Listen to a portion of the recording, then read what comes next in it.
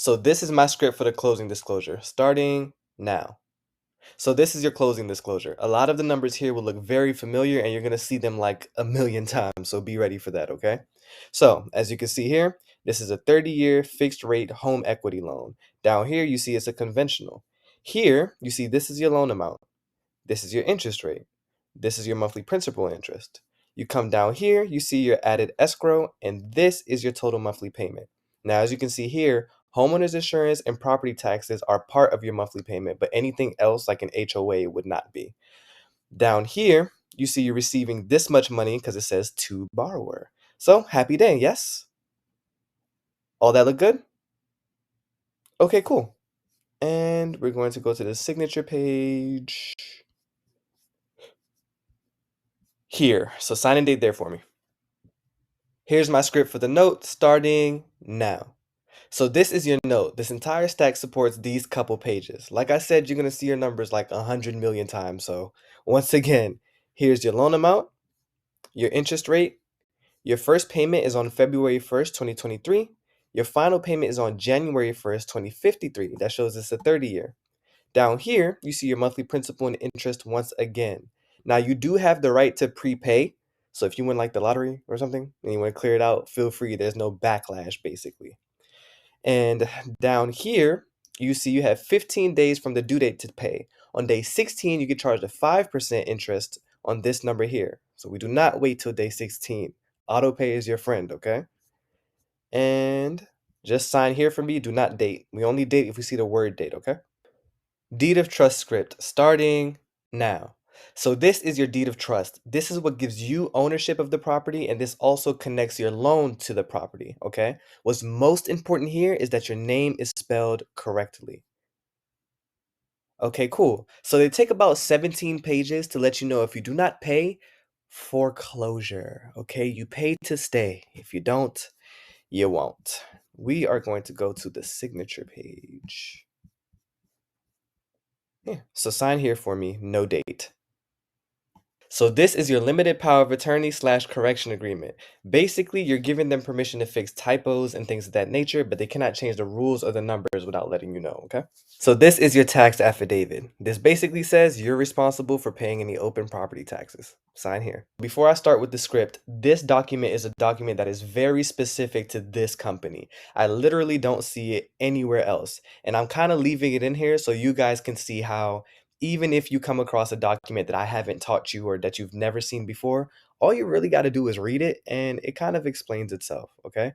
So, script starting now. So, this document is saying that if you want your funds wired, you would provide us with a voided check. And if you don't, then you won't provide us with a voided check and we'll mail the funds to you, okay? So, do you want them wired or no?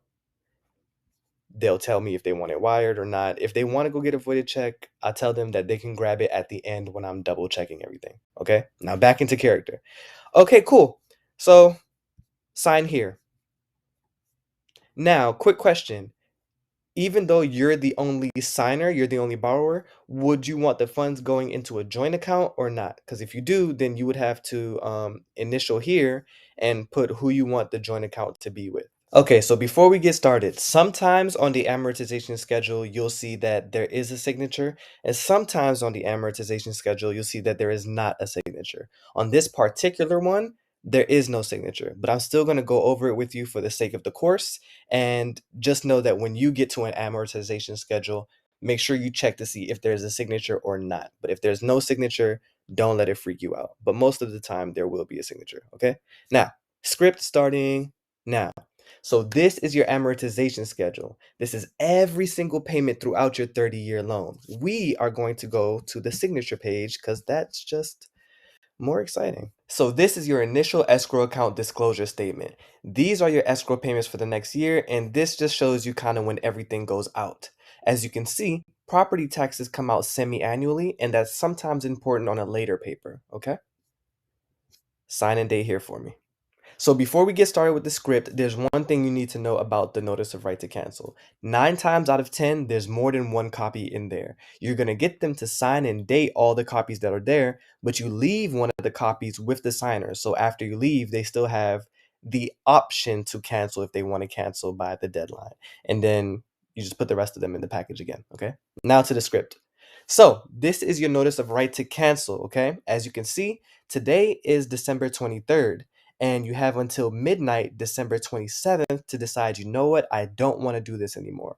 On that day, you will sign and date inside the box. Today, we're signing and dating below the box. Not in the box, below the box. If you sign in here, that means you want to cancel. So we're signing down here, okay? Okay, so this is your W-9. Is this your social here? Cool. Sign and date there.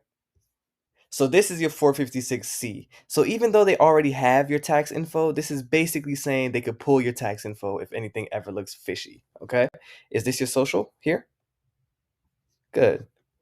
And they could basically pull from these years to check your taxes, okay?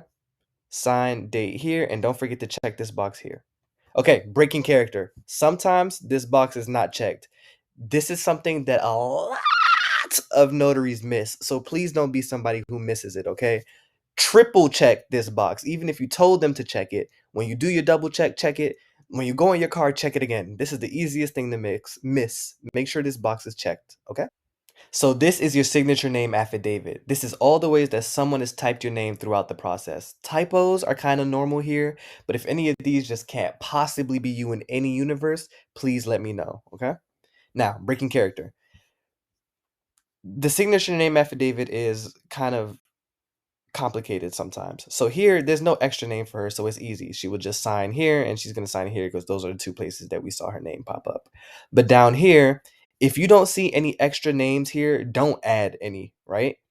And if there are names here, they would write like the different ways that her name have popped up. Let's say she's been married more than once, you might see old maiden names pop up. If they have like a complicated last name, you might see typos. That's fine, right? Now, here, sometimes people try to change their signature here. The signature here is just acknowledging that they're acknowledging the name here. They're going to sign here how they've signed every other paper. They are not changing their signature. So sometimes if they've been signing with their first name, middle initial, last name, they might look on this line and it might not say the first, middle, last, but they will still sign how they've been signing with the first, middle, last. They're not going to change it. They're just acknowledging this name.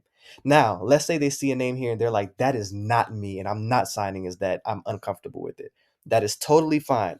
All they would do is write never known as on the line. Okay? So, yeah. Now, here I always slip in a joke like, oh, one time I had a guy find out that his wife had been married before because an old maiden name popped up, which actually did happen to me. But I tell that joke every time I get to this page. It kind of, it's a little something. So this is your uniform residential loan application. So in the beginning, when you gave kind of your whole life to get the loan, this is all the information you gave them. Nothing here is updated from there. All the other papers have your updates. This is just the initial numbers that you gave them, okay? So we want to be sure still, though, that your social security number looks good here. All right. So breaking character. Here, we have somebody who's applying for individual credit. It's just one person, one borrower. Now, let's say it was a husband and wife who were applying for joint credit. You would see this second box checked, which would mean that both of them would have to initial here. Since it's only one person, we can ignore that. But if two people are the borrowers, two people are signing the loan documents, two of them will initial here, and you'll just separate their two initials by a slash. So let's say the husband's name was Robert Jones, it would be RJ slash, and the wife's name was Wanda Jones, WJ. You get it? Okay. Then you go to page 6. Well, number 6 is not necessarily page 6. Section 6, acknowledgments and agreements. That's where you'll see the signature line, okay? Now, here I tell them that they will sign and date here, but I do tell them to make sure they date in this format, okay? Because they're specific about that on this, so we want to sign and date how they say to sign and date.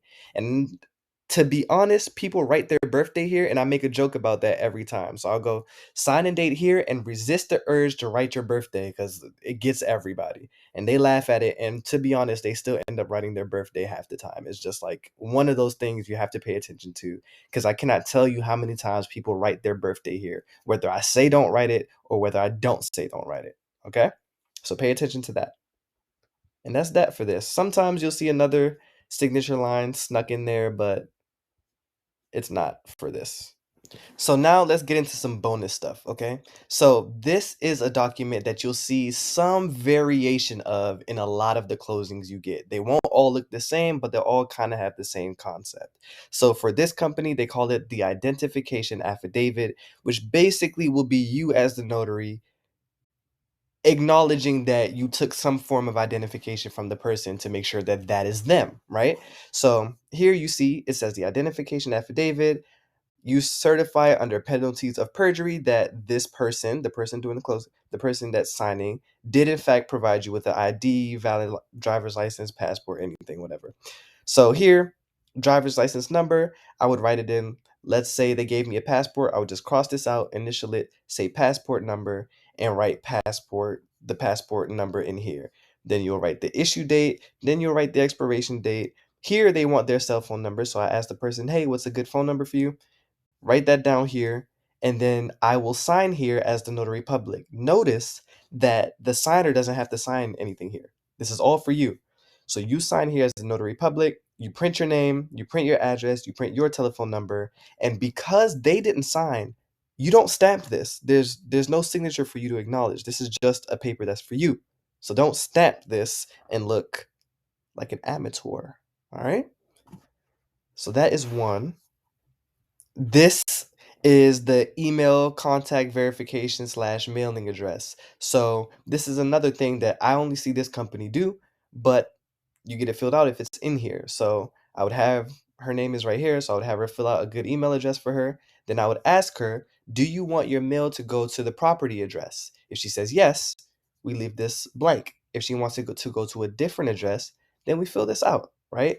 Self-explanatory. I'm just kind of showing you that you don't have to do too much thinking. This is the privacy policy. This is just saying that they are not going to sell her private info, basically. I also want to show you how notary verbiage looks, right? This is at the end of the deed of trust. Every deed of trust I've ever seen needed to be notarized. I don't know if there's ever a time where it doesn't, but 99.9% of the time you notarize the deed of trust. Is very important. But as you can see here, it says acknowledgement, State of Maryland, County of Prince George's, right?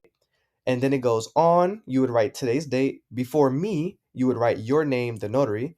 The undersigned officer personally appeared. Her name goes here.